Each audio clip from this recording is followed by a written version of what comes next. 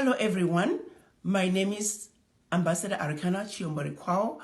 I am your former African Union Ambassador to the United States. I'm here to wish you a very happy new year and looking forward to not only a prosperous and peaceful new year, but also a prosperous and peaceful Africa. 2019 was an amazing year. It was a year that we saw African diaspora from around the globe come together around a common issue. This issue had to do with the termination of my contract by Our Excellency Musa Faki Mahamat of the African Union. In a very resounding way, you send a message of your wishes and your desired, and you came together in a way that no one had ever seen. You see, the rule of divide and conquer has kept us from coming together and even standing our ground and defending our turf. 2019 showed us that this game is over, that the children of Africa are now united, that the children of Africa have woken up, and that the children of Africa understand that within our unity is where we can find our strength. In a resounding way, you let the world know that the children of Africa are coming together and that we are answering the call from our African heads of states to speak with one voice. 2019 was also a very crucial year. It was a year that we saw our African heads of states formally launch the African Continental Free Trade Area.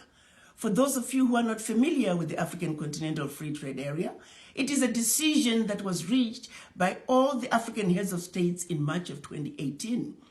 This decision states that Africa, come July of next year, 2020, is going to enter the world market as one continent, one Africa, speaking with one voice. You see, the borders that were imposed upon us by the Berlin Conference, they're going to be melting away. We're in the process of digging the grave of the Berlin Conference. Along with the Berlin Conference, come July of 2020, we're going to be burying not only the Berlin Conference, but also her children, who are the legacy of colonization, the legacy of slavery, and the rule of divide and conquer. All must be buried come July of 2020. In order for us to build the Africa that we want, we must make sure that all three are buried, and in addition, we must have a serious conversation with the image in the mirror to undo the shackles of the mind.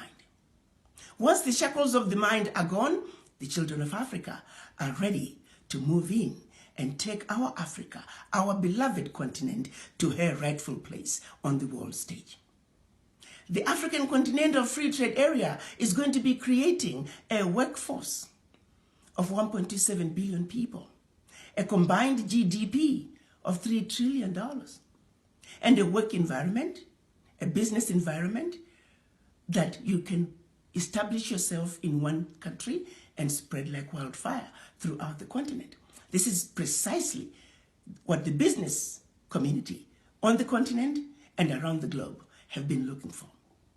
I'm calling this the unfinished business of the OAU. The unfinished business of our Pan-African fathers is now going to be completed come July of 2020.